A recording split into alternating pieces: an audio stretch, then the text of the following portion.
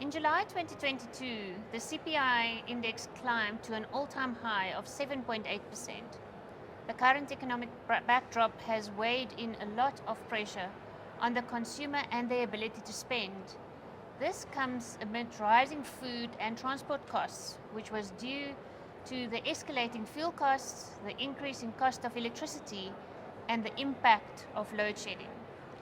It has become increasingly important for retail property owners to find innovative ways to create enhanced customer experiences that will ensure customers continue to spend their share of the wallet here in our centres.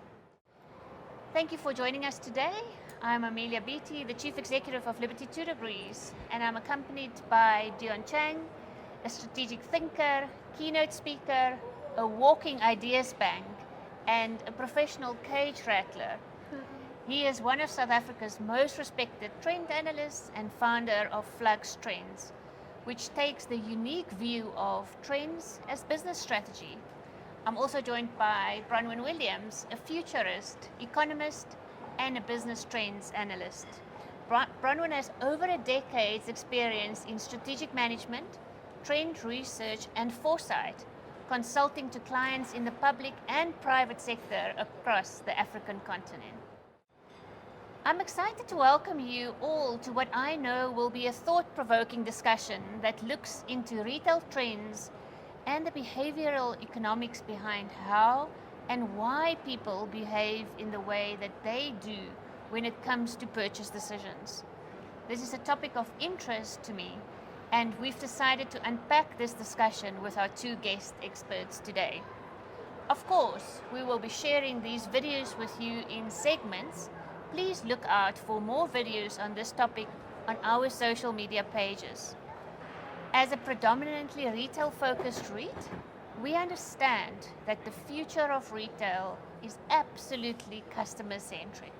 The malls of the future will be environments where people gather to engage with friends, connect with like-minded shoppers, seek out unique experiences, reaffirm values, and interactively relate to brands on a personal level. We released our mid-year results for the period to 30 June 2022, and contrary to the market's trading performance, our operational metrics have shown a steady recovery in the first half of 2022, with a 16.1% improvement in turnover growth compared to pre-COVID levels in 2019. In quarter one, we achieved 13.6% in growth on the first quarter of 2019, and that is tracking 25.4% ahead of Stats SA's industry benchmark of 1.9% year-on-year growth for quarter one 2021. Trading gained momentum as the year progressed, with the turnover up in the second quarter of 18.4% on 2019.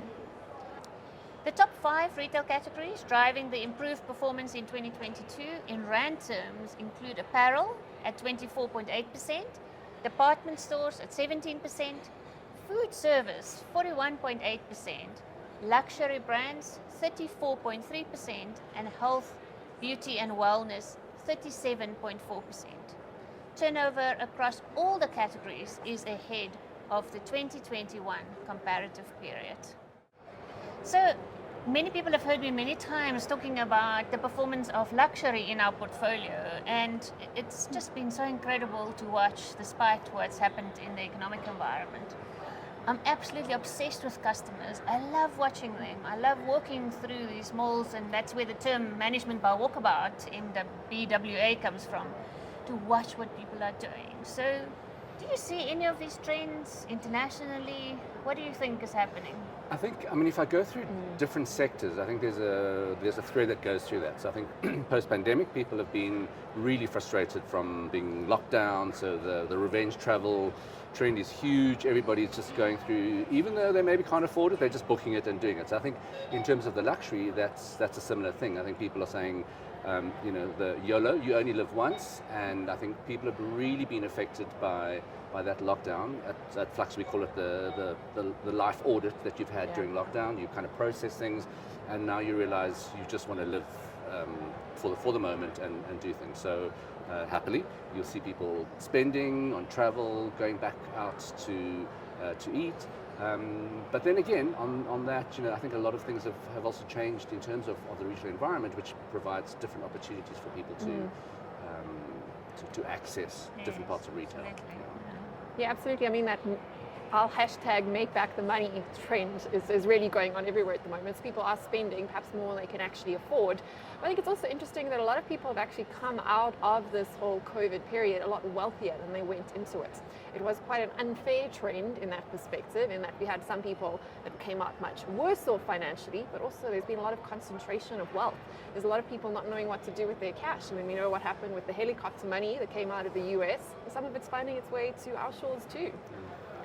Yeah, it's interesting to watch, and what I really enjoy seeing, specifically over the last couple of months, that we don't only have luxury performing so extraordinarily well, we have a lot of the other categories coming through.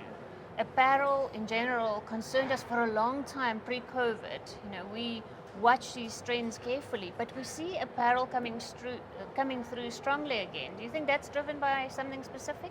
I think so too, because I think it's again that's the frustration of being locked down. So I think people have been used to 2 years of living in sweatpants and dressing only from the top up for a Zoom meeting or anything like that. So now that you're starting to go out and now that you're starting to socialize, I think people are going, okay, let's spend a bit more onto our wardrobe. So yes, not only luxury and top end, but I think everybody's feeling like a little bit of a refresh, and also let's just treat ourselves and just spoil ourselves. So whether it's just a smaller purchase or a mass market purchase, then I think people the sentiment is the same.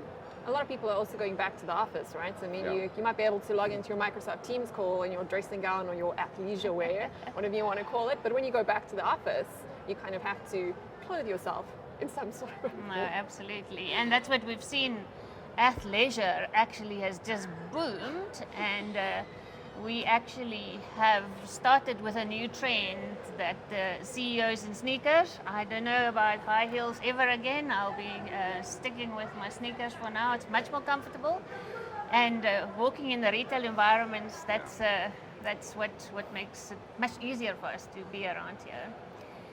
Let's talk about the economics of customer behavior a little bit, and what are those experiences that people are after, and what are the trends that you see here and coming from international work that you have been doing, and that you think is going to shape retail in the next couple of months, couple of years, perhaps long term for us, we think a while from now as well? Well, I think it's always good to look at what's happening with like prices and what's going on. What's happening with inflation at the moment is obviously on a lot of people's minds. And a lot of the inflation is actually playing out in the food sector. So we're seeing a lot of people trading down, not necessarily spending less, but perhaps spending more at retailers perhaps wouldn't have frequented before. So we're definitely seeing that. Unfortunately, when it comes to inflation, it does tend to affect basic necessities more than luxury goods, which is also what we're kind of seeing playing out in where the money is falling in the malls and in the retail sector. I think that's something to watch, and I think that we'll find that people are shopping in different locations and trying to look for those bargains. So we'll see a lot more of that.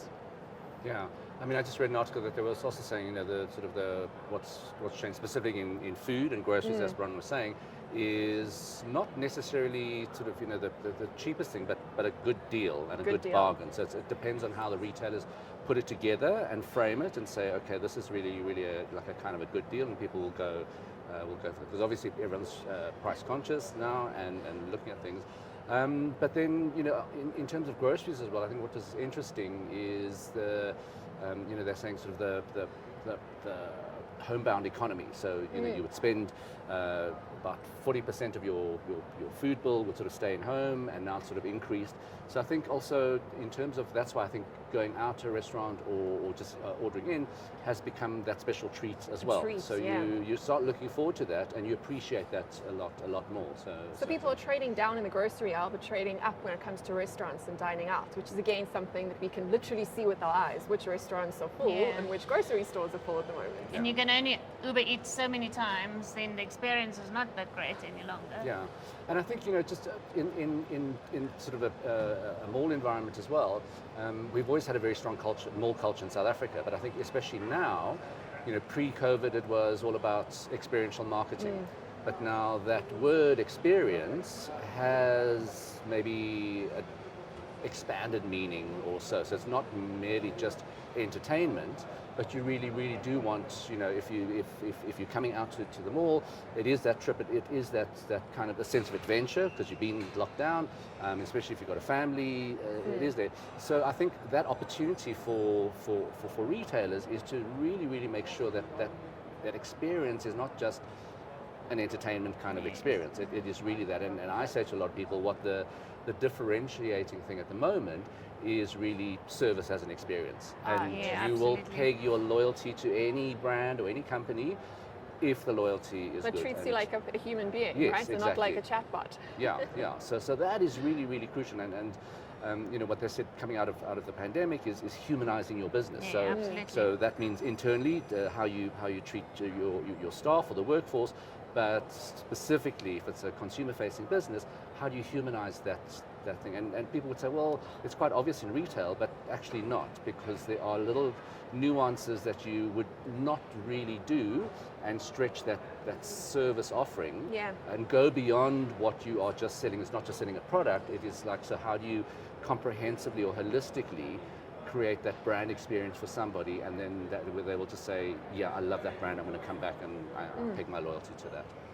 And do you think we are going to see the emergence of hybrid loyalty? Because I think you used to have something like the Woolies shopper and the Checkers shopper, and the one wouldn't be seen dead in the other store. Now, with Checkers specifically catering for those customers as well, you see an emergence of somebody going to do some of their stuff at Woolies and some of their stuff. So it's this new hybrid persona that emerges, and we know personas are important in retail and how we market. Will we see more of that, do you think? I definitely think so, yeah. I mean, I think we started to see it before when the economy was going up and down, and you started seeing people either trade down, so to speak, or trade up. But I think, ironically, it is the online delivery options during lockdown that have introduced people to that. So, you mentioned Checkers, and they've really surged ahead with deliveries.